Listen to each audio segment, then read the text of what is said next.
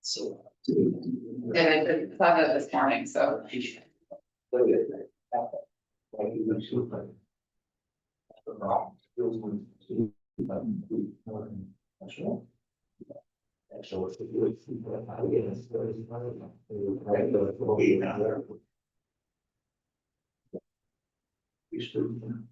And put your hands on Is it, where did that figure out where that got everywhere?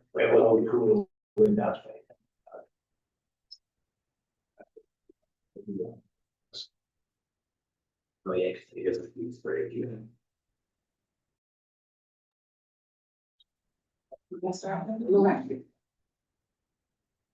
Good morning, everyone. Here and discuss the sewer main that's out on 140 that's been giving us all fits in the last few years. We're gonna open with the engineers, correct? Is that how we wanna open this? Susan? We still gotta do some introduction. Yeah, okay, let's just some introductions. Here we go. I happen to be Ruth Mooney, who's chairman of the board of selectmen, and David Cedar Home with Science of Engineers. John Payne, Selectmen. Travis Harris, Selectmen. okay, Mike Stein with Right Bears. Mike Terrio with Ray Pierce. Sharon Ellen with one of the Saukey River Basin. Ted Deers, I'm the Assistant Water Division Director at DES. Randy Pelletier, Water Division Director at DES. alright, Justin Hanson, City of Franklin Municipal Services Director. interesting, good, thank you for coming. Christopher Hyde, interested citizen, the buyers, so to speak, to this project. In Northfield? Yes, and Okay, Glenn Brown, I'm in Northfield. okay. Tom Boyer, Northfield Sewer. Trish Bafford, Tom Samberton. Jason Bordeaux, Tom Aaron. Good. Nate Jarrett, Maconian. Okay, Wes Anderson, Laconia. Wes. Paul Busby, Busby Construction. Brian Jacks, Belmont Public Works. Woody Fogg, I live here. And obviously, this is Alicia Gibson, our county administrator. And I guess we're going to open, with a quick project overview. Thank you. I want to start out, make sure everyone's got the handout, which is a map and a cost estimate. You need, yeah, you got it. So this is a larger version of the figure you have. Okay, I don't think you'll be able to see this. But okay. So what I want to do is more or less just walk the route of the force main so everyone understands. You know, where the force main in relationship to other features. Yes. So this Belmont force main is a 12-inch diameter, so it's 12 inches in diameter, and it's a ductile iron pipe. And it's about 45 years old. Okay, and the Belmont pump station pumps through this force main. This force main conveys about 100,000 gallons of raw wastewater on a daily basis. So that's 100,000 gallons of raw wastewater. So the force main starts right here in the lower right-hand corner at the pump station. You can see what says Belmont Pump Station. Then it heads northwest up to Route 140. Okay, right adjacent to the Coca-Cola building. Okay, I think everyone knows where the Coca-Cola building is. And I want to point out to you, right next to the Coca-Cola building, on the right, there are two dots, and if we go up and look in the legend, we see that those are public water supply wells. Okay, and you'll see those throughout the sheet. And as we move through the course of this figure, we'll talk more about that. So this first stretch of force main, which goes from the pump station to Route 140, this is what you consider a cross-country run. Okay, it's going through woods, fields, and that. This is an area of high soil corrosivity and also high groundwater. In fact, just driving 140 out here to Belmont just this morning, you can tell how the groundwater is high pretty much along this entire stretch here. So also I want to point out, because this is the lower end of the force main, because the pump station obviously is the lowest elevation and it goes up gradient as it pumps. Because this is the lower end, this is where the most transient pressures show up within the force main, is in the lower part of the pipe. So once we get up to Route 140, the pipe heads west, going towards Northfield. And this area that I'm pointing to here, this is another area of high soil corrosivity, okay, which means that the soil has the makeup in it in order to cause metals, ductile iron to corrode on a more advanced nature, you might say. Also, you'll see these symbols that has an SSO 10-17-21, and SSO, that's a sanitary sewer overflow, and that's where the breaks, the force main failures have been since 2014. You can see the first SSO was on September 8th, 2014, and in the last 4 breaks that you can see on the right hand side, there were 2 in 2023 and more recently 2 in 2025, one as recent as November, right around Thanksgiving. So as we proceed west, we come to an area called, a label called ARV number 3. ARV stands for air release valve. And just below that, you see two of those public water supply wells. Okay, and that is the Tilton Northfield Town Water Supply. Okay, which are gravel packed wells. Okay, so if you look where those wells are, and then look where these breaks have occurred, that's a relatively close distance when you look at the entire length of this force main. So moving beyond that, we keep going out 140, and we have a we pass Raoul's service, we go past the self-storage, and we end up crossing the Winnipesaukee River, and a pump station discharges into a gravity force main, or a gravity sewer, excuse me, just on the other side of the Northfield Tilton town line. Okay, so this entire length is approximately 2.5 miles. Okay, any questions on that? Okay. So back in 2023, Wright Pierce did a desktop evaluation of this force main. Okay, that is looking at different alternatives, what can be done in order to rehabilitate this force main. We ended up looking at 8 different alternatives. Okay, a combination of replacement and a combination of rehabilitation. What I mean by rehabilitation is lining, whether it's a slip line or a cured in place liner. Okay. What we ended up with is the least cost alternative out of all of the 8, which is a combination of replacement and a combination of lining. And what that alternative indicates that lining will take place, that there are 3 river crossings. There are 2 over the Tioga and 1 under the Winnipesaukee. So we have 3 crossings of water bodies. Okay. So the intent is to line those crossings. Line the existing pipe, at each of those three crossings. And also. As the pipe, goes down 140, the right of way, the DOT right of way on 140 varies quite a bit. Sometimes it's very wide, sometimes it's narrow.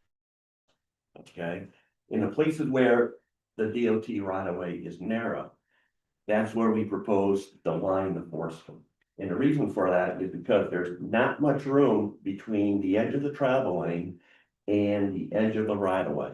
Okay, so there's really not a lot of room to put in a new parallel pump.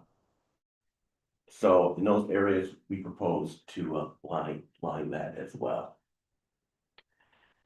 In a place where the right of way is wider, we propose to put a parallel pipe in, a brand new pipe, keep the force main active. So by doing that, we only need the bypass pump when we line the force main. Okay, so when we're putting in a new pipe next to the existing force main, we can keep the existing force main operational and don't have to worry about bypass pumping. So we started that in late 2022, early 2023, and we finalized that report around May of 2023, and it's just kind of ironic that since we did that desktop evaluation, how these 4 additional breaks, SSOs, that have occurred. I also want to point out that each time or each of these breaks resulted in a Winnipesaukee River Basin permit violation. Okay, so that's something to be aware of as well. Any questions on that? Sounds good? Okay. So in late 2025, the town had Underwood tasked with doing a condition assessment, a limited condition assessment, evaluation of force main. And Underwood used the services of Corrosion Probe, which is a company which will do ultrasonic thickness testing of the pipe, and also do like corrosivity measurements of soil, and also look at the groundwater, such as pH, things of that nature. And they had a contractor come to excavate the test pits, so the Corrosion Probe would be able to go down and actually do ultrasonic thickness testing around the entire circumference of the pipe. And did you do the vision? Yes, we did. Okay, that's what I thought. So you can see on the figure, there's like a test pit 2, a test pit 3, test pit 4A, going along the force main. Those are the areas that the test pits were performed. Okay, so there were 6 test pits performed, and if you look at those 6 test pits and what the testing they did in those 6, and looking at the total length of the pipe, the reality is that's less than probably 0.25% of the force main was actually evaluated. But nevertheless, it did give us some useful information. For example, test pit 8A here, in this cross-country run, that more or less confirmed that the soils there have high corrosivity, okay, which was suspected. Test pit 6 here, where all the SSOs have occurred, test pit 6, Also indicated that there was, the majority of the corrosion in that force main pipe was actually on the exterior going inside, which really lines up with all these 8 breaks, because the cause of these 8 failures, 8 SSOs, on that force main pipe was due to corrosion from the outside going in. Okay? And then moving on to, test pit 5, test pit 4A. These showed that corrosion is happening, wall thickness degradation is happening both on the interior and the exterior. Okay, so in this particular locations, it's happening from both sides, inside the pipe and from outside the pipe. And we have test bits 3 and 2, and at the end of the day, all of these 6 test bits showed some sort of corrosion, some sort of wall loss. Okay, some more than others, and I believe test bit 4A and test bit 5A, those locations had the greatest wall loss, which is interesting because that's close to where the Northfield, Hilton, water supply is located. So any questions on that? Yes, sir. It would seem to me that somebody, when they design this system from day one, if you put a steel pipe through a swamp, you're gonna get rust. And I can't see what, and at that time and age, even when this was done, plastic was available. The choice of materials when this was put in was grossly underestimated for its durability and lifespan. And that's where we are right now. Right, This should have been done 100% different than, I mean, that was the way to do it. That was a railroad bed. An old spur line that they ran that down. But I don't understand that even at that age, even the 45 years ago, plastic was being used. right, The joints were cemented. right, They didn't, there's no flexibility in them. You need a little bit better bedding to put the pipe in, but you can't, and I'm not a pump, and I'm not an engineer as you are, sir, but it seems to go now with the engineering firm did this originally, and I can't see where it's the contractor's fault anyway, or the town's fault. I think this was an engineering boondoggle, and it's still, and plastic is the way it would be fixed now. That's my impression. correct. So you raise an interesting point, because back in the day, in the late 70s, early 80s, ductile iron was the preferred pipe for any type of pressure pipe, whether it's a water line or a wastewater force main.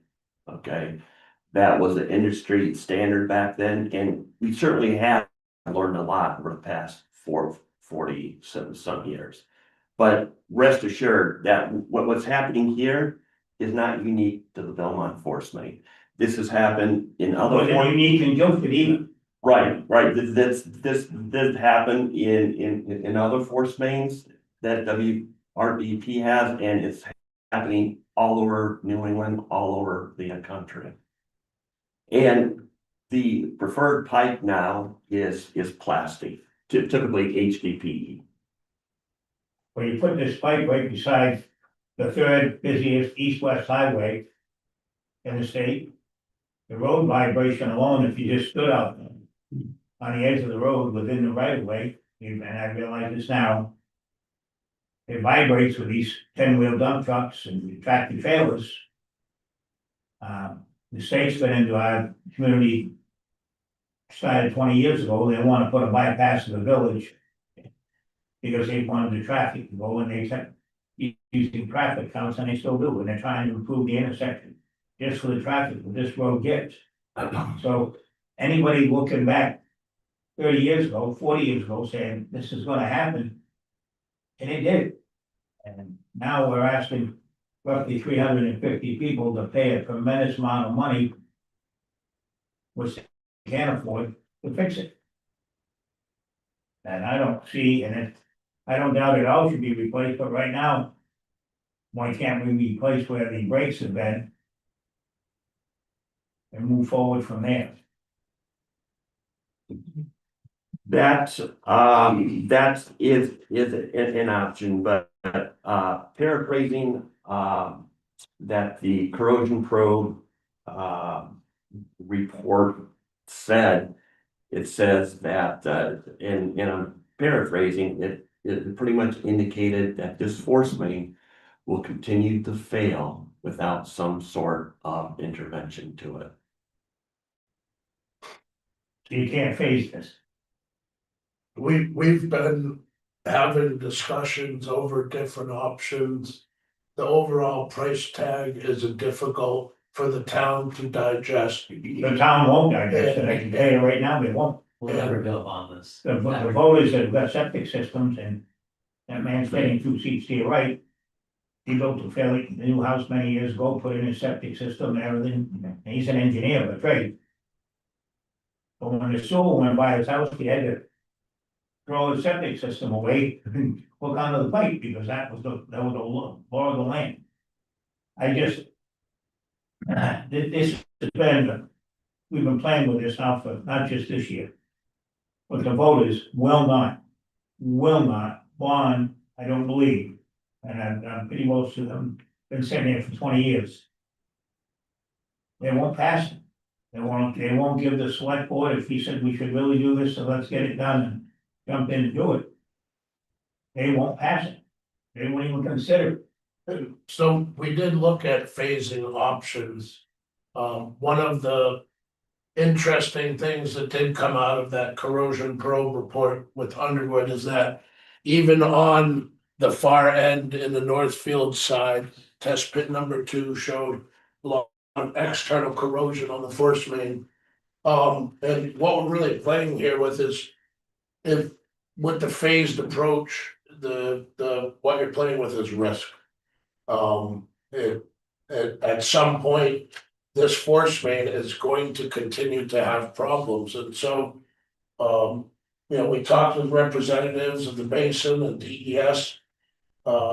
If there were a phased approach moving forward, how would that look? And I think there's been a couple different ideas thrown out. Is it 2, 3, or more phases? But the data really suggests we do have an immediate priority area nearest the pump station, but some of the thickness testing still shows there's needs further out on the Northfield side as well. We have corrosion happening on the outside of the pipe and on the inside of the pipe. So if the phased approach moves forward, we're gonna continue to operate with an old force main, and there could be the potential for breaks. Well, how long could that phasing be pushed out?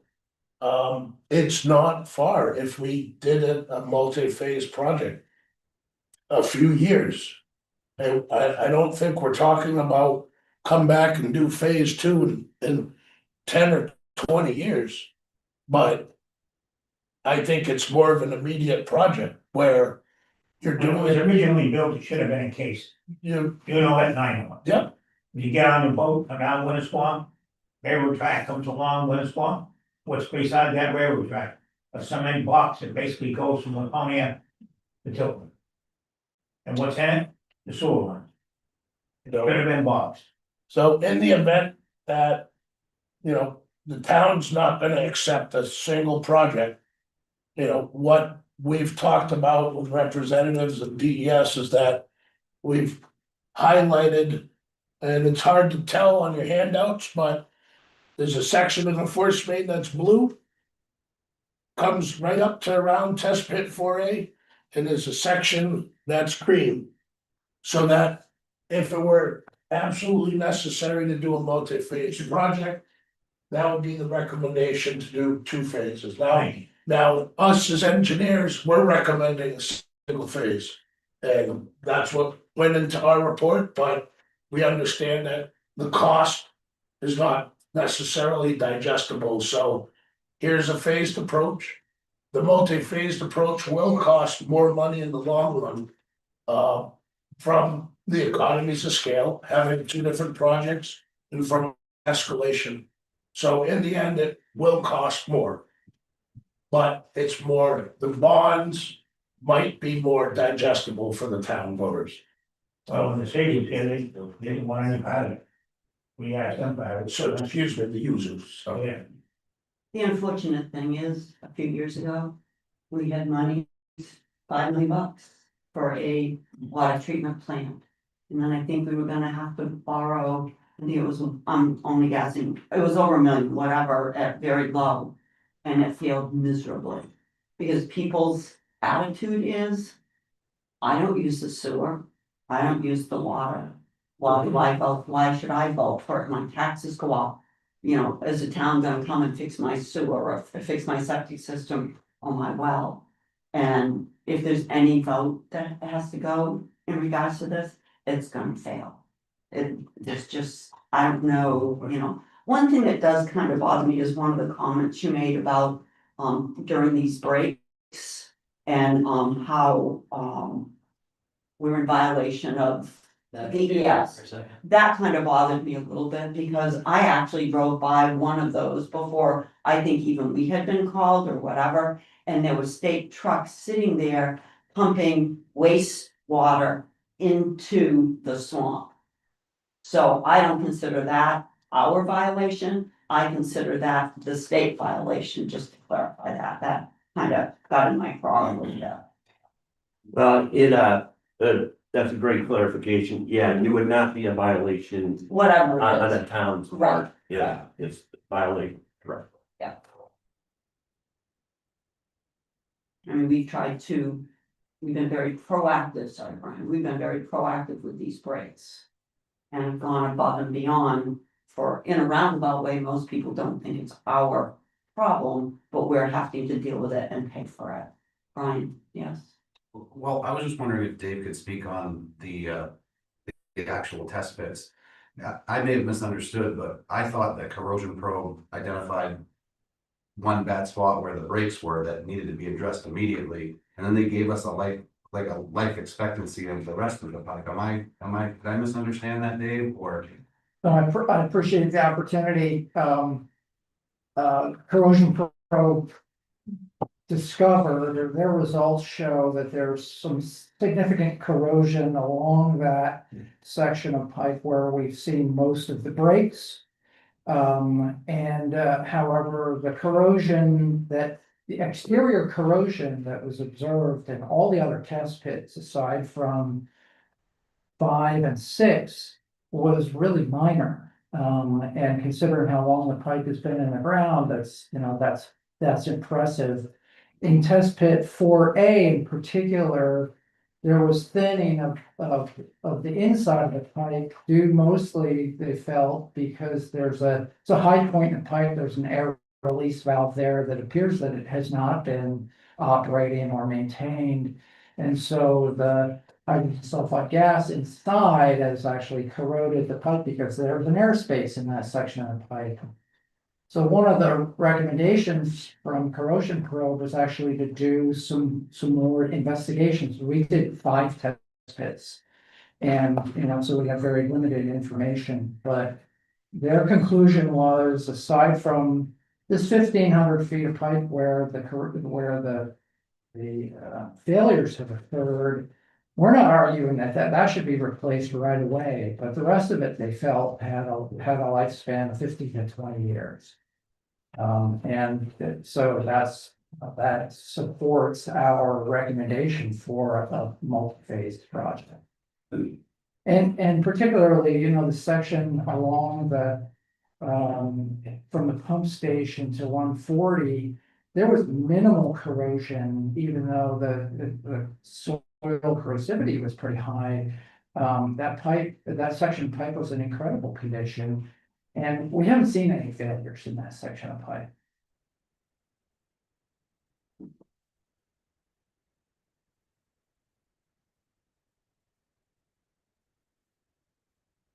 Yeah. Sorry, I'd like to add to that, so I have the report in front of me as well, and just to kind of echo, what David was saying. They're actually calling out the soil, because it's confusing, because in your presentation, you were saying that test pit 8A was really, really bad, and needs to be done, that's why it's in the scope of work. But they're actually saying that that particular area is practically non-aggressive as far as the soils in 8A. In 8A, in, That's Well, what it's Ross close said. to the pump station. So as far as the recommendation to go ahead and do that, it's in bad shape and just some context too, though, like. As far as corrosion, you put a piece of stainless steel pipe in the ground long enough, it's gonna have rust and corrosion. So just because something is corroding doesn't mean it's an imminent threat, right? I think taking the recommendation from corrosion probe and taking that into consideration is important, because that's what we do. Well, another point that they made is, test pits 5 and 6 in particular. The chloride levels were extremely high, and so that combined with the high groundwater. Is, that is felt to be the primary reason that we've seen so many breaks in that section where test pit 6 was conducted, but the chloride levels in the other test pits were very low. Sulfur was very low as well. Yeah. My other question is, you did talk about doing some slip lining, but then in other areas not slip lining. What are you using for piping in those areas that you feel you've got to dig up and replace with something else? that would be HDPE. And just to clarify, those areas for rehab are cast in place liner, not slip lining. And just to speak on that, some of those areas, like the river crossings, the existing force main pipe is a thicker class pipe.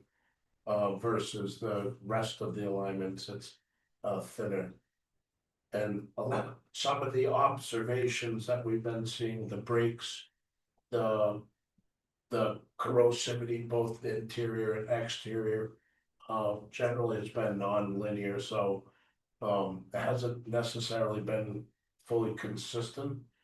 That's why we're seeing some spots of corrosivity and exterior loss closer to the pump station. Some areas were not, and then even out closer to the Northfield side, seeing some exterior corrosion as well.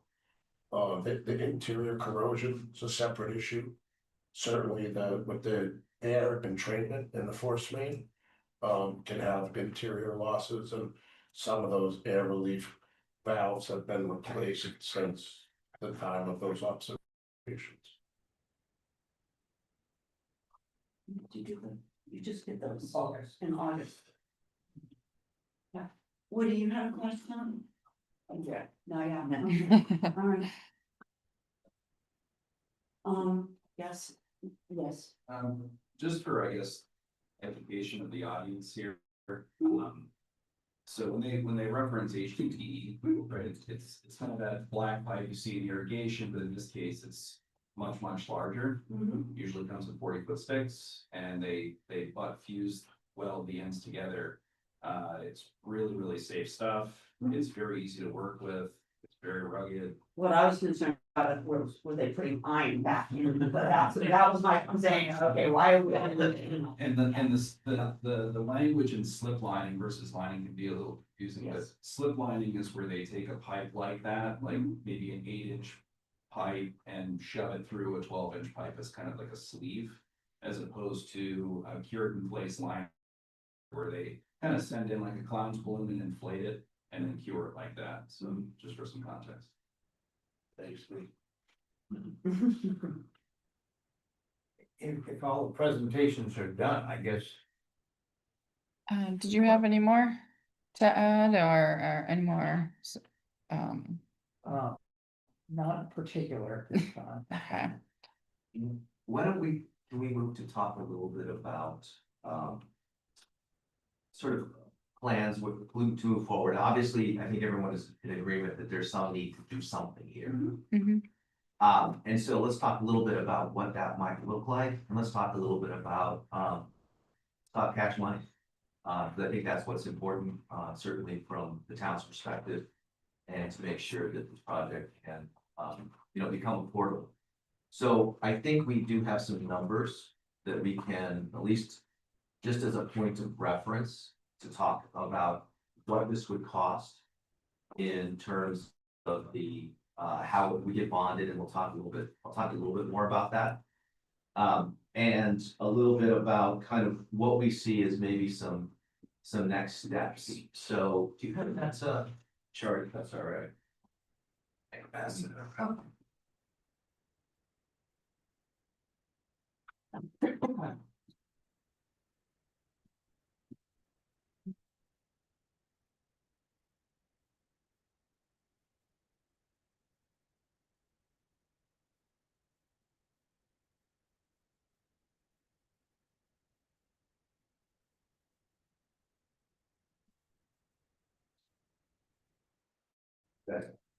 Yeah, it's clear. That's the first one. Yeah, that, Yes, How does Belmont, the whole town supports the sewer? No, oh, I know, very few. But I didn't say they use it, Right. but it goes to the the whole town votes on it. town, the Northfield, it's 350 users, only town has no say. Yeah, we have, how many sewer users do we have on? So 1,600. Yeah, about 1,600 users. Like even the whole town votes on our budget for our water and sewer. Yeah, everything is voted on through, We're a separate district. right, We don't. you're a separate district, you're Exactly, like, the people that aren't on it, can care less. right. Yeah. Right, you're more like a private public utility, is what you are, For clarification. Yes. Belmont owns all of us. That's gonna be the question. Extra one of those, right? you'll see the red numbers now. We have 97.5. We own 97.5 of that, Northfield owns 2.5, I guess. Listen, this is, Ted, can you also explain, I think a lot of people get very confused about the whole ownership, but financial liability of the whole WRBP and the communities and the ownership. So if you wanna, give a little quick, Sure. how that works. And Sharon jump in whenever I start to go astray. Take way back machine back to late 1970s, when they were planning out this facility. 60 started planning. So the whole purpose of that has been doing those was basically clean up Lake Winnipesaukee and the other lakes, make sure that we don't have, sewage, raw sewage going directly to lakes, which was problematic back in the day.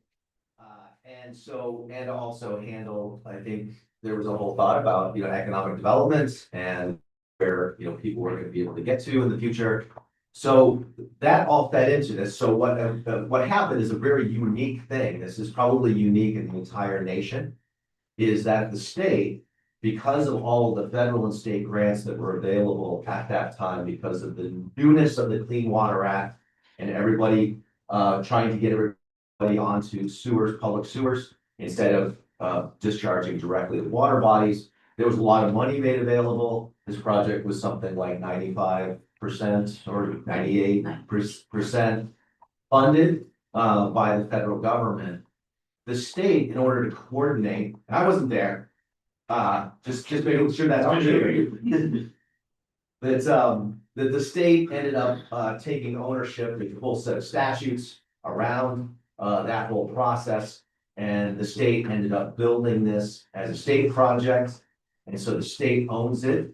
And there is then those communities that are built, and you saw, how this gets built out to you based on your flow. So you are built out, there's some variation to that, but largely you're built out as you're billed as a proportion of your flow to the system. So your flow, as well as everybody else's, goes down through all of this network of pipes, eventually gets down to Franklin, where it's treated, and discharged into the Winnipesaukee River. The Merrimack River, it's the Merrimack right there, it's not the Winnipesaukee, sorry, forgot where I was. So that's the process, it's kind of magical, if you've ever been to the wastewater treatment plant, it's kind of amazing. It's, we do about, I don't know, we probably average around 5 million gallons a day over the course of a year or so. And so that comes from all these communities. So the state owns these pieces of infrastructure. So the state is responsible for them. We talked about a permit. The permit that covers our wastewater treatment plant, as well as the appurtenances, which flow to it, is a National Pollutant Discharge Elimination System permit, NIPD's permit. It comes from EPA. It's renewed on a 5-year basis. And there's a whole series of requirements within that permit to remain in compliance, including you can't spill sewage on the ground. And so those are some of the things that are reportable as violations. So when that happens, it's a violation. I believe the communities are co-permittees on that permit. So while it is, the permit goes directly to the state, the communities who have these sewers running through them are co-permittees on that. So you are also part of that permitting process. We have a responsibility as the state to keep this facility and to make sure that we're maintaining our permits and we're maintaining compliance with our permits. So when we have this sort of set of CSOs, one thing that would happen if we were not being proactive is that either the state through its authorities or the federal government through its authorities would be telling us to do exactly what we're doing right now. That is, that we have a problem, we need to fix it, figure out a plan to fix it. So that is kind of the context of where we sit. In terms of how this actually would get funded, if when this moves forward, is that there would be a design phase. The design phase, we have some capital funds that have been administered by the legislature. So we have access to capital. That's not bonded yet. It's capital that's existing as and available for this project. Once we start accruing dollars on this project, then the state, at some point, as we got up to a certain amount of expenses, would begin bonding the project.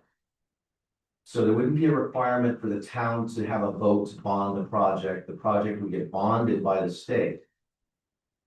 That cost of that, the capital cost of that, would get passed on to the communities, along with the other 4 categories of the way that you are currently billed. And Alicia is all about this, that you get billed for operations and maintenance, you get billed for your replacement fund, you get billed for administration of the program, and you get billed for your capital expenses. So all of that would move forward, and that's where you would see those costs would be in your bill that would come on a whatever it is, quarterly, annual basis, that would come to the town as part of the operation of this. So you would have probably a year in design, and then we would be into construction, and that construction would probably be, if we were to do this in multiple phases, a phase would essentially be a construction season.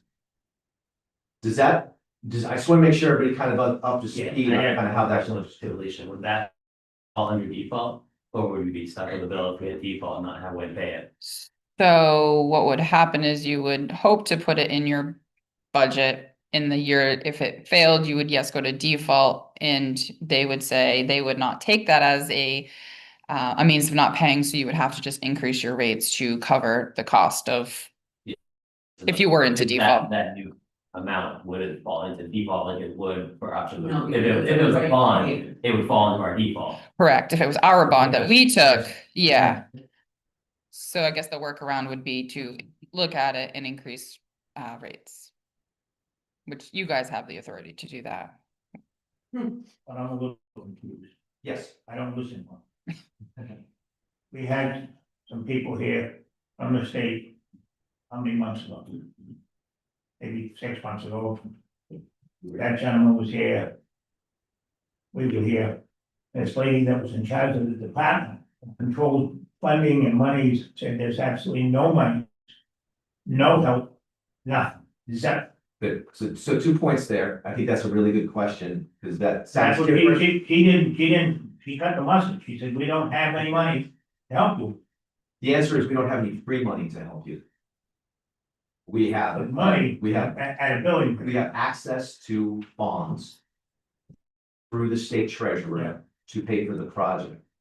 That said, Erin, who is the director of the facility, she spent probably the vast majority of the beginning of March and the end of February pulling together grant applications on your behalf to be able to go to several different funding entities to try to bring in some of those dollars to offset your costs. We won't know about those for a while. But there are opportunities to potentially get some dollars into this project, which would offset the cost, lowers your payment. Well, that wasn't the impression that we got, that at least I got, Yeah. that people were from the state here said. Right, That, right now, there's nothing, but we have applied. I understand the principle of what you're saying.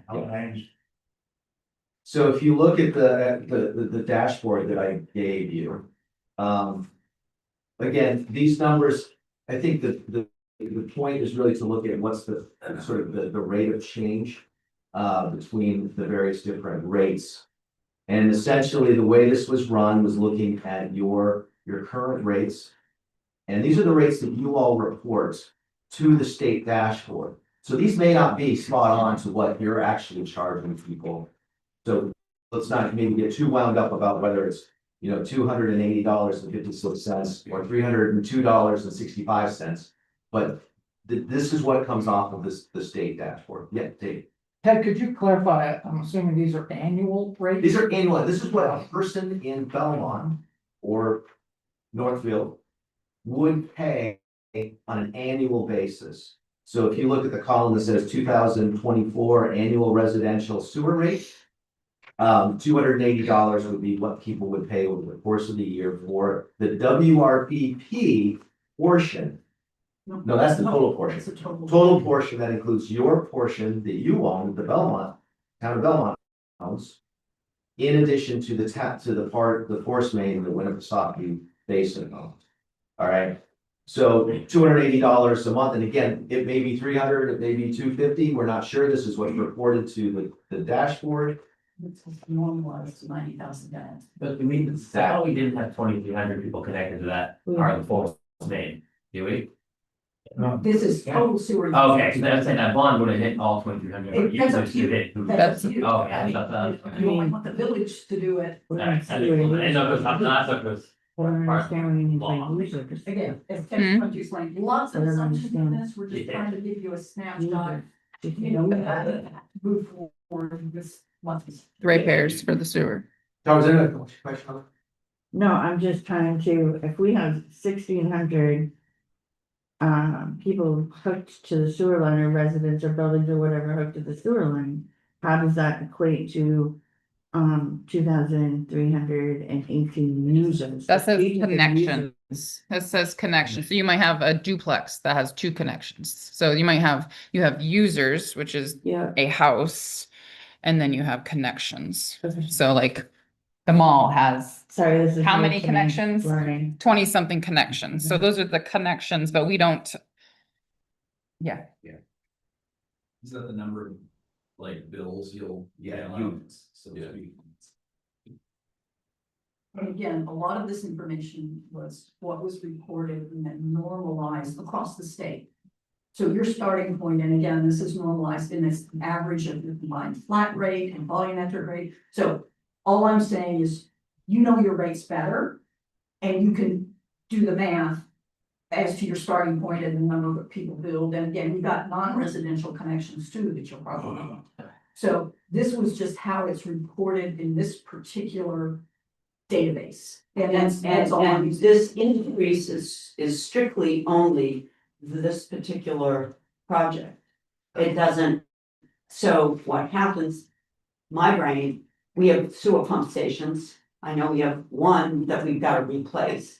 And this is strictly this line. This doesn't affect any other things, so to speak, that could happen. There could be a sewer break somewhere else. There could be a pump station that goes down. There could be an improvement to a pump station that needs to happen. This is strictly only this line. So even these numbers say they're accurate, let's just say they're accurate for conversation piece.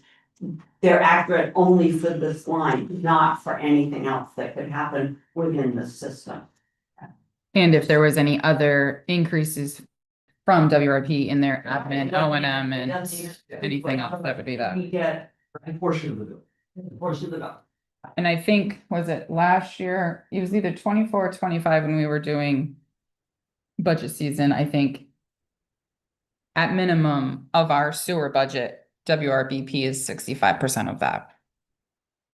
And we have no idea what that increase is going to be. Right. So if you just look across again, just at the top, if you look at a single project, this is what I think, you would describe, if you did the whole shebang. You did the whole shebang at once, the costs to the ratepayer would go up, 50%. about, yeah. So it would be, it goes up almost 100%. Yeah, it's like 100%, doubles. Double. So about doubles from about, right now, it's about $20-some, $24 a month, it would go up to about $48 or $50 a month. That's what the impact of a single project would do. If you look at, and the assumptions were that it got bonded over 20 years. We don't know if that's a proper assumption or not, because that's up to the state treasurer when they bond it. It could be 30 years, it could be 20, it could get refinanced. We have some original parts of the plant that are just being paid off. From 45 years ago, that those bonds kept getting renewed. So it's like 28 cents that we're paying on the project that occurred 45 years ago. But, so that's out of our control. But again, for assumption's sake, 20-year, we assumed how much gallons of people use. And we assumed an interest rate. So all of those are sort of baked into that, but it gives you an indication of what that would look like. And then below that, we talked about, those numbers below that are about if you were to just do a single phase project. And for single phase, essentially, this is cut in half, more or less, Mike's. Yeah. Yeah, more or less cut in half. So it's the area from Tioga crossing on 140. Pump station. Oh, Pump station. yeah, pump station to basically Tioga crossing, To right? the second Tioga crossing. Yeah. Past Oregon water. Yes, And right. Tilton. Right, so that's, I don't know what near Rouse, right? About 7,400 feet would be in phase one. So that's what we priced out as phase one. Those are the parts that have both the breaks as well as they are high risk to drinking water supplies and their proximity to drinking water supply. That's why that was split up that way by the engineers in looking at how to price this out. And you can see that under, a single phase, that changes the number somewhat significantly. $10 a month for most people or so. And so that would reduce that cost down to an annualized cost of about $450. And then you can see phase two would then add on to that at some point in the future. We assumed a 3-year. So phase two would occur 3 years after phase one, and we assumed 10 years after phase one. And you can see that waiting costs money because of it, both the time value of money as well as escalation costs, construction, inflation, remobilization. So all of those things cost money, and so you see that the rate would go up pretty significantly by doing multiple phases. So that's kind of where we start in terms of our analysis. And this is, so the second page, and maybe this doesn't apply at all, but we did run the numbers in case it was the entirety of the town that was paying. So if this would build out the entirety of the community, which I understand it's not, but just so you can understand what the numbers look like. If you look at this, it's just a comparison, so you know what those numbers are. So we obviously, I think that everybody understands, and I think that there was a common nodding of heads around the table that something will need to be done. Our suggestion is that we begin to do design and you know, building the contract, building the construction contracts that we would need to build. The bidding process, all of that for phase one of this project. That will bring us out, probably into 2027. And potentially could have a construction season in 2027, to do a first phase. Well, at the same time, you know, because of this, just how long it does take to get the engineering done. And then to get contractors on, you know, we would also be doing additional fundraising. We would know over the next year whether or not some of the grants that we've already applied for would come through to see if that would offset your costs. So that's, I think, where we would like to be headed on this project. And even if it gets phased in a different way in some manner, doing the design engineering on phase one and beginning that process relatively soon, we think is very important given the condition of the pipe. Anything to add from the engineering perspective? I think you covered it well, Ted. Next year, so that's where I don't know that we have to have a decision out of this meeting here today. This was for us to have a conversation. But I think that that's the conversation that we'd like to tee up for you all. Woody, go ahead. Yes, so from the point of view, just the ordinary citizen who's gonna have Pay for it. pay for this, let me see if I understand what I heard. The lines eroded because we have corrosive soils. We probably should have used plastic pipe, but back then the standard was cast iron or ductile iron. And the state owns and is responsible for maintenance of the line. But under the Winnipesaukee River Basin Program agreements or plans, regulations, we're a member of that. We, Belmont, are a member of that. So the state owning the line and being responsible for it will fix it, basically, and send our share of the bill to us, and we pay it through rates. Correct. Is that the correct summary? Yes. I think that's what I heard that I think I said, yes. So we really don't have a whole hell of a lot of choice. And I, Well, I know there's been some other situations that have failed in the Lakes region with these lines. That they kind of taken on the stand that they were emergency situations. And, I'm gonna, go ahead. That's what I was gonna say, actually. I'm gonna put Paul in the hot seat because obviously, we've had some in-depth conversations about this. And I guess, Paul, help me here. You've been out there, you did the test pits, you've done all of the, fixes, so to speak. And what would you do? I'm in the hot seat. You're in the hot seat. You are in the hot seat. 3 very good clients here. Listen. But you have 3 very good clients Yes, that rely totally on your company. understood, and I have 2 engineering firms that I work with on a daily basis. So, thank you. Yes, I have extensive knowledge on this, and I've worked very closely with DES on some other issues that they've had in other municipalities. And I am close to this line, and I realize the situation, that the town is in. So, I do agree with, and not knowing the corrosive, I'm an engineer, but not a PE. I ended up in the dirt fields. So,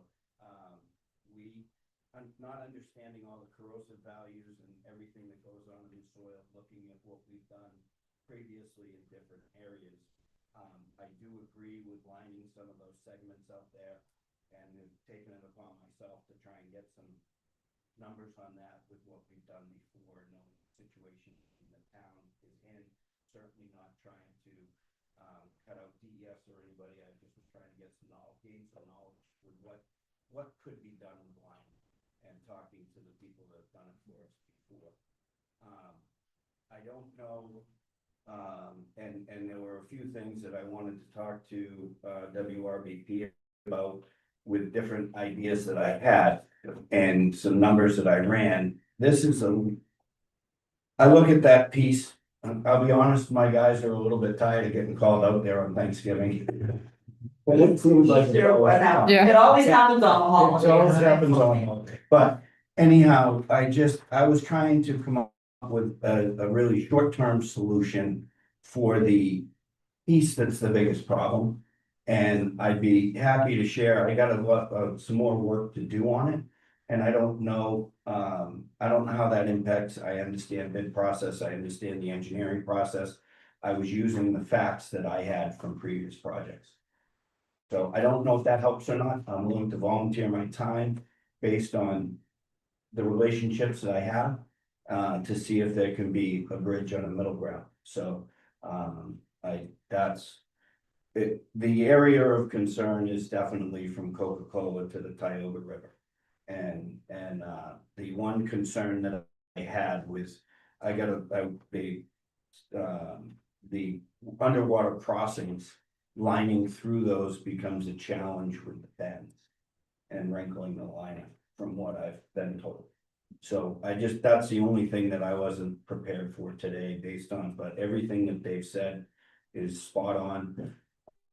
There was also another technique brought to me by one of the underground people, about a possible bursting. I haven't investigated that anymore. So to pull a new pipe in and a bursting instead of a line.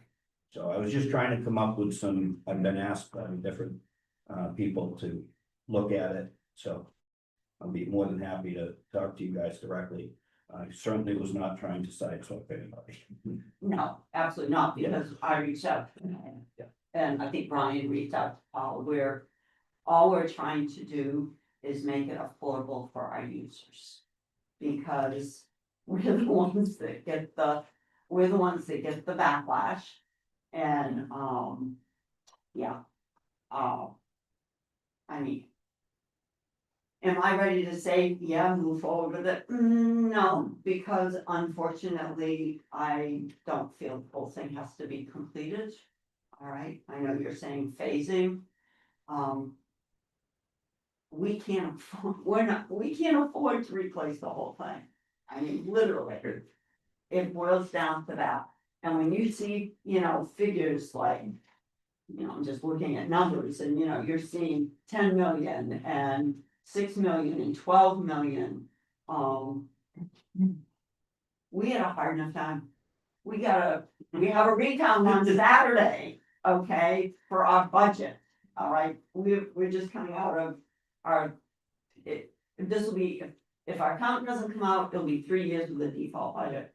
And you think we're gonna discuss this? Yeah. I just don't feel comfortable. And again, we're only discussing Belmont. So is it Belmont's responsibility to pay for this whole thing from Northfield, from the fireworks and building in Tilton to the pump station? You pay for the portion that you flow from your town users. Have you been to Northfield with this? Yeah. Northfield is. I know that, but I'm asking This you. is gonna be their first time probably seeing these numbers as well. Well, Ruth, is there any comment from anyone from Northfield when they're looking at these numbers? Go ahead, yes. I would say, when they built this line, they didn't realize it was on top of an aquifer, a very large aquifer.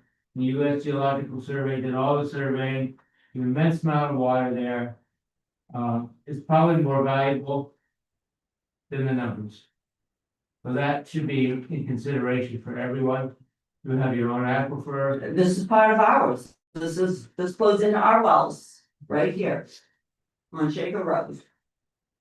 Yeah, I guess, part of the risk, this becomes part of the risk analysis and why I think our engineers have been conservative about risk. Is that you might not know that you have a significant leak until you start getting weird numbers out of your well. Sure. Because you might not show up, might be in the cross-country section. There might be other underground sort of natural flow patterns, preferential flow patterns, other things like that. So because it's not practical to, meter every foot of this. So This you don't pipe. have a meter at the pump station on South River telling you how much flows through? We do, And if that all of a sudden increases, That's what's coming toward the pipe, right. so you have to have it at the other end, and the next flow meter is the treatment plant, right? You know, enough places they don't you meter, have a meter. do they? I don't know if it has 2 stations, but they don't, no one does any metering. I don't know what you mean. Well, to measure the flow. When's the last time they measured the flow from each community? We do that on an annual basis to adjust the rates. Really? Yeah, it's population based and community flows into our system is how we do that's how we get the 97.5 and 2.5. When you say population based or user based? Yeah, it's flow. The first page of this is the assumptions that the number of users, sewer users, residential sewer users that you would build. You write it on, whatever. The second page is taking your 2020 census population and just running the same numbers. Here's the principal and interest on a 20-year loan. Right, and but that's not how, that's not how it breaks divided out. The second page is really kind of useless because it isn't really. The flow is based on the number of humans that are attached to that. That's a good. Yeah. Okay, Okay. yes. So, again, I think that coming away from this conversation, and I know that the advisory board has a meeting, Wes is I'm getting daggers in the back of my head, from Wes. But we'll go as long as we need to. What I hear is that there's a lot of agreement that something has to be done of that, certainly that the section, 1,700 feet or 1,500 feet or whatever it is. We also, I think, understand the concern about risk to groundwater and how do we ameliorate that risk to the greatest extent we can. Again, I think that where we would like to get to is we would like to begin that design work on the phase 1 of this. Now, maybe we don't do the entire phase 1 at once. I don't know. Those are things that we can talk about. But I think that that's where I'd like to have us move, because then we can move into direction that have some of these conversations that we've heard between Underwood having some thoughts on how this might go, right? Pierce having some thoughts on how this go, and other people having some ability to weigh in on kind of how this might go. But we have to get to design. At some point, the permitting agencies are going to tell us that we've got to do something here if we keep having these SSOs. And I think the worst case scenario is that we have a major break right around July 4th on Route 140, and it gets real ugly real quick. That's great, exactly, that break was when the state of New Hampshire months before issued a driveway permit right over that break. Right, so a different issue in terms of. No, what I'm saying is- too, but yes, that is the nightmare scenario that we'd like to avoid, which is why there's some urgency for us to begin this process. So I guess we can start to wrap up. I just had Who's paying for the design? You are. Ruth, I just had a couple questions, Go if I ahead. may. When you hired Wright Pierce, did you hire them to do test fits, or did you do any of the corrosion or test fits? We did not. No, there were no test pits, that's. So what- we did. Yes. We spent $60,000 to do the test fits. Why was that not a part of your assessment? Totally agree, that's why we did it. I wasn't available, I don't know, that. Why wasn't that a direction for them That's a to? desktop exercise at that point, and I think that the point was based on risk and known conditions based on the breaks that we had. That's my understanding. At what point do you, so then the town spent $60,000 to hire Underwood and then CPI to do the corrosion report, and I'm not an engineer, I don't play in your field, I don't want to play in your field. At what point do you take into consideration Underwood's opinion and CPI's assessment of the corrosion and the pipes? And maybe formulate a new opinion of what should go moving forward, or are you hell-bent stuck on what Wright Pierce gave you as direction? Kind of reiterating what Nate said, well, the report says this, I think you need to reconsider. Or are you not going to reconsider that we spent $60,000 for this report that says No, a different story? I think it's very valuable. report. I read the report. I thought it was very valuable. What it did do, I think, is it did a couple of things. It identified that we have some challenges overall on this facility. I think, you know, Dave mentioned, we can debate a little bit about whether or not the corrosion on the outside is significant or not significant, or pretty good for a pipe of its age, or something to be very concerned about. Some of that goes down to, again, the risk factors associated. I think we've added in higher risk factors because of its proximity to public drinking water sources. So to the That's fair. extent that risk plays into how you assess the data that we got from those, I think is important. Again, I think that there's broad consensus that there's a significant section of the pipe that has to get done. It's got to get done soon. There's some economies of scale of doing the design for what we consider to be that entire phase one, of doing that design all at once, even if it doesn't get constructed all at once. There's some real advantages, because then you'll have a comprehensive understanding if you were to do other phases within them. If you were, and we're not saying that there will be, we think that that's going to be, it's going to balloon the cost of the project by doing it that way. But if you do end up going that way, and then at least you'll have a comprehensive plan for how all of that will fit together. You've got all the big documentation so they can go out relatively quickly. You can be able to try to get the best price. And again, if we can find some free money to offset your costs, it makes sense for us to have a project of a certain size kind of ready to roll. Because then if we can offset your costs by millions of dollars, you may want to do that whole first section at once. So that's, I think, that the proposal that we would like to move forward with is to begin that. And what I will promise you is that we will bring in the thoughts of your engineers and yourselves and other experts around the table here into that process, the design process, to make sure that we've got this spot on. So the pipes were put in 45 years ago. How long are they supposed to last, or can they last? This is an engineer question, but I think that this is a very, I think you can ask your own engineer. I think it's difficult. My own perspective, having done this for a while in different circumstances, is that it totally depends. I studied economics, and that's what the answer to all questions are. It depends. Okay, so And then the point is that there's soils, there's what's going on inside the pipe. This pipe has void space in some places at the top of the pipe. That has an influence. But so it's really, I don't know that design life is a good construct for planning purposes, but in reality, I don't know how the engineers deal with that. 50 to 100 years. Yeah, the pumps at the station, are those of the same thing? Well, we rebuilt the pump stations, like, we didn't replace, it's starting the Belmont pump station. Yeah. Oh, this one on South Road, I'm sorry, okay. Yeah, we've rebuilt and replaced those pumps, so those are not original equipment. Yeah, I think there was a big major project just less than 5 years ago there, I believe. We did do some. Yeah. So I'm only asking because, I understand I'm in Laconia, not in Belmont, obviously. I think if this were my project, I would want to understand the full scope of work before beginning engineering. There needs to be an agreement on what that scope is. Yeah. Right. Before, a contract is signed for engineering.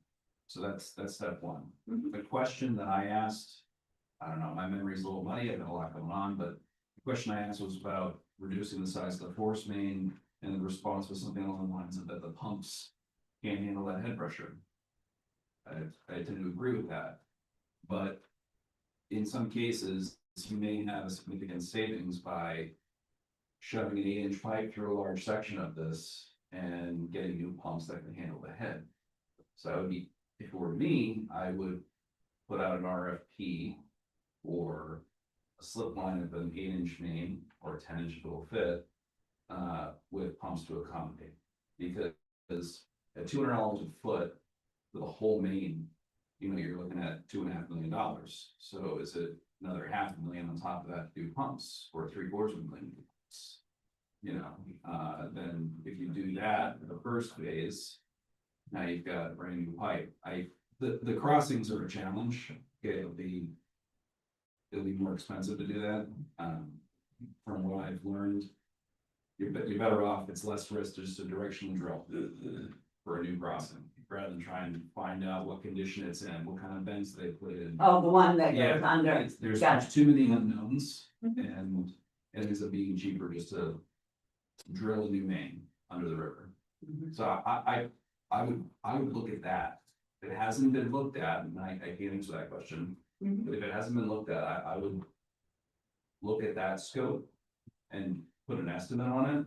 And if it looks good, now you got rated pumps, that'll cycle probably more frequently, which is, look at the station, and it was just. Was that one of these alternatives you guys looked at? Right, it was, and it just came down to a cost. I mean, you understand how expensive horizontal direct drilling can be versus, one, we have pipe underneath, we have water body. But in terms of the pump from changing pipe size to have a cheaper pipe, but a more expensive pump project, that was not one of the alternatives that was examined. No. So.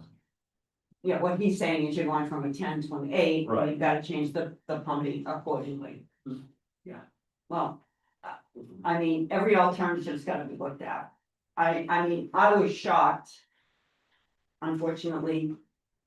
Have dabbled in construction for many years, and I was absolutely shocked that the state did no test pits. You know, any project that we ever did through the years had to have test pits. That was just, you know, I mean, we put a pump station in Laconia.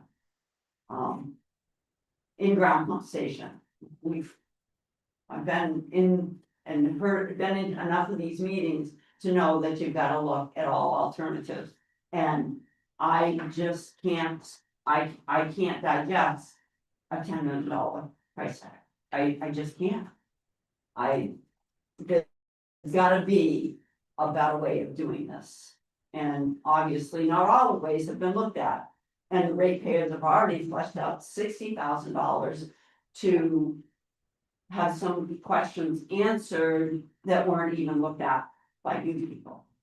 Alright, so, yeah, I guess at this point, I think we need some more work done, and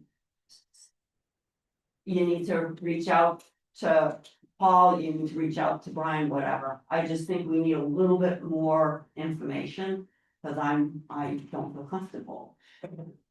There still seems to be a lot of unknowns. Seems to be a lot of, you know, things that could add to this $10 million. I'm gonna have one more question too. At the end of the day, you are the owner and the operator. Yeah. Are you really even going to take into consideration anything the board says as far as waiting or getting more analysis or looking at this, or, looking at CPI's report that says there's still 15 years of life left. So let's do phase 1 and then we're gonna do the second end of it in 10 years, 5 years. I think from your projections, it looks like you're maybe wanting to phase it in 3 or 4 years, maybe not 10 or 15. So right now you're amusing us with all these meetings and these conversations, but at the end of the day, how serious are you with actually taking into consideration all of the community's opinion to, look at, since we're paying for it and we have the consideration of the ratepayers and the town and the budgets that pass and don't pass and having to set rates and we get yelled at.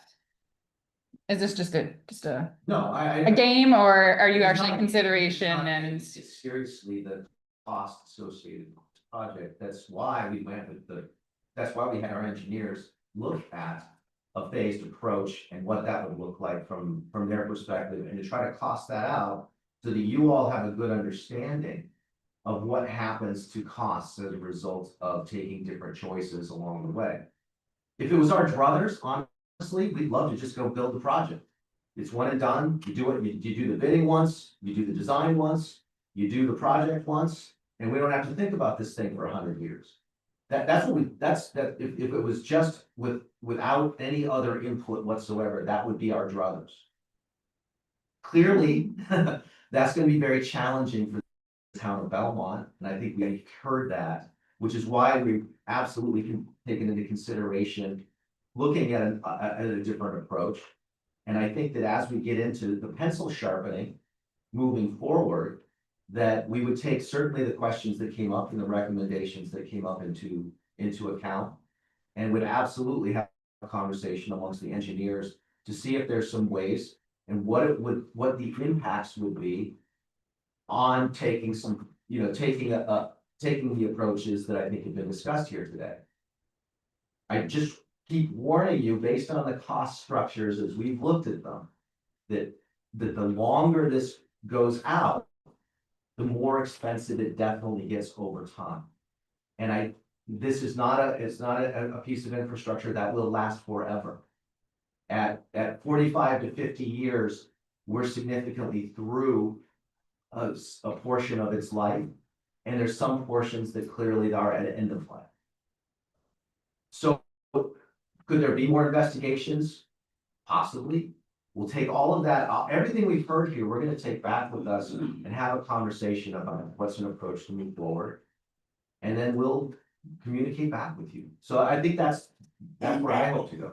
How much engineering? The pipe is already there. You're gonna go in and you're gonna replace what's there, okay? Unfortunately, I already have a figure in my brain. I'm not gonna, right? And I know what from the bridge, the side of Rowell's to the coke plant. I already know what the figure is to slip line that, all right? And what it would take, all right? And then we look at one end versus the other. And unfortunately, when you're throwing out these numbers, it's way out of scope. Why do you have to engineer something that's already there? If you go in and slip line, what engineering other than I know that when you slip line, you gotta come up every so many feet, all right? But I just, yeah. Maybe engineering is not exactly the right. No, word for it. because Really coming up with all you of can engineer this to death. it's coming up with all the design and If the you slip line, parameters. which design is We there? have to have a full plan that would get bid upon. And so that's what we're talking about. Before we move forward into that, we would need to, there's a cost associated with that. There's costs associated with whatever parts of this need to go on the rivers, all of the. I'm not talking permitting, about the rivers. all I'm of- talking this side of the bridge. I hear you. To the corner of the coke plant, which will take in where the breaks took place, where the wells in Northfield are. That's in my brain, what I'm looking at right now, okay? And that's a slip line. Or whatever, it's through the existing line. And it's nothing close to what you're talking about in figures. And again, you can engineer this to death. And put more burden on the taxpayers or the users. When you had 2 or 3 situations in other parts of the Lakes region that were brought in, were taken care of. And the engineers didn't have time to engineer it because it was an emergency. Take this piece as an emergency. We don't need engineering to that. We've done it. It's done. And it will be far less money than what you're quoting for some of the stuff that's taking place. I had one final question. Okay, one more. David, you had mentioned that in the CPI report that the air release valve was not attended to properly. That they identified that could be one of the reasons of the corrosion. Is that correct? When they did the test bed? Right, so there was indication that the air release valve had not been operating, and just from listening to the Winnipesaukee River Basin technicians there on site, that they actually weren't operating, so that was just information I heard on site. So- Okay. And it was an area where CPI identified thinning of the pipe on top of the pipe, which would indicate that there is air pockets and there's been corrosion. So, Yeah. So that would lead me to the question of, as the owner and operator, is there any, so that would make me believe that you're not operating that efficiently, or as, you know, you're not tending to the needs of the line correctly. So is there any fault of DES and WRBP for not operating, maybe not this line or the pump systems or anything else where you're responsible for your mess up? I'm just saying if that was an indicator or a factor into the issue, or any other of the systems. I don't know how to answer that. So do you ever have to pay for your mess ups, or do you guys just bill us for the mess ups, if there are any? WRPP is solely funded by the users. Okay. So no. I'll done my questions. Any other questions? In that respect, if the WRBP is solely funded by the users, shouldn't the users have a say as to what they're funding and how? Well, I think that's kind of, we're representing the users, you're exactly, and that's why I'm a little annoyed with the fact that the users, I'm not on it, but because I'm representing them, have to pay $60,000 for test bits that should have been done years ago.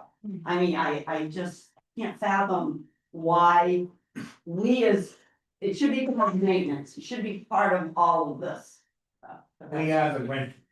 That's what we are. We are the renters. They said that they play the game, we pay the rent. So right now, today, the football. You have a on, final West basketball is gonna happen. I agree 100% with what we just said, 100%. I have a question. Well, we got more. Sorry, That's this one. That's So I'm relatively new to this, so there's a lot of things that I don't understand, but this section, this is not the only section of the sewer line that we pay for in Belmont, right? People who live on the lake, I live on this, in the Silver Lake area, my sewer goes to Route 3 and goes down to Franklin that way, right? So what if something like this happens in 5 years at, say, the Belknap Mall? Are we responsible for that sewer line that's in the town of Belmont? So in 5 years from now, we have this that happens and you come to us and go, we need to replace this whole line.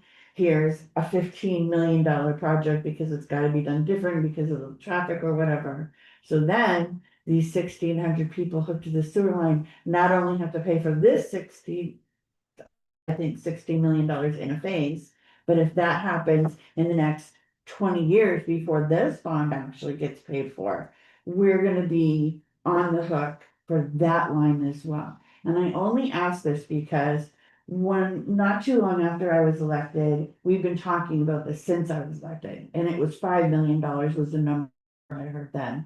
But somebody, I think, on this board said that when this project was designed, the federal government, oh, here's the money, here's the money, here's the money. And everybody took the money and ran with this project with no foresight whatsoever to what was gonna happen 40 years or 50 years from then, and this is why we're in this position. So I wanna know what the feasibility of that happening to the rate users of this town. I don't know about the all, but Again, sewer line and each sewer pump station, when you get to a capital project, would be billed based upon proportional use of that infrastructure.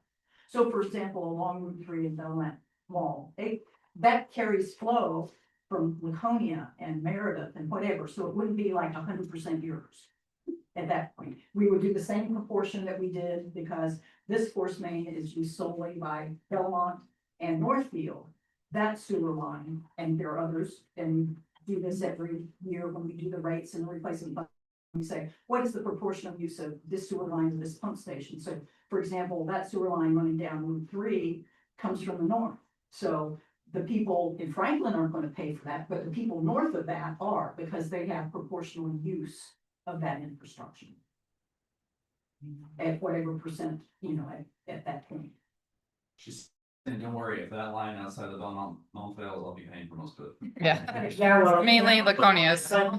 But think of it, when you look at this number that we're proposing right now, And then that add is everything on not top. helping the people in the town of Northfield. There's only 350 people that have to absorb their cost, and that money is, yeah, so. Really, the village is gonna be the same amount. Me personally, I haven't even finished paying off the bond for when they put the sewer line in. We still have 3 more years to pay on that bond. So, Oh, it's so early. yeah, I'm just asking, cause You have a question? I do, yeah, so, we're talking about a lot of sewer pipe here. What is the estimated time frame? How many years? I'm assuming this is not gonna all happen in 1 year. If it was one single project, we're talking a multi-year project?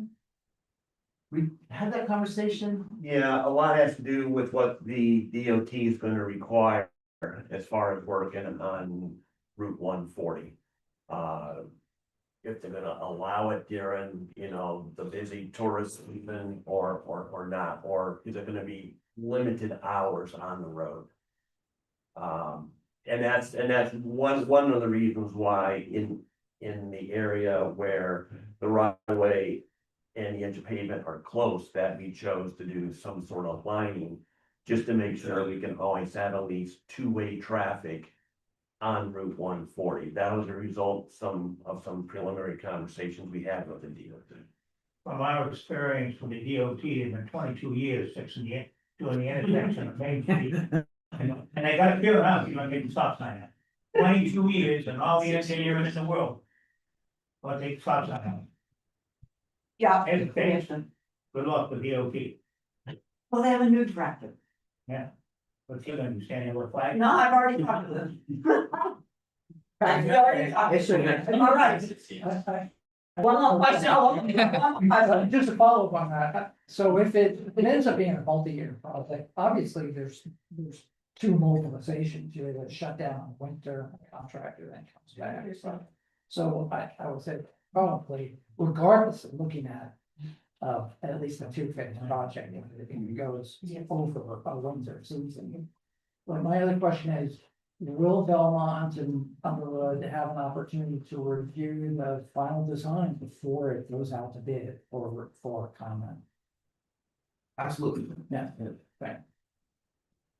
Would that also go to the advisory too? Yeah, more the merrier. And so, obviously, Wright appears to be stamping the design plan.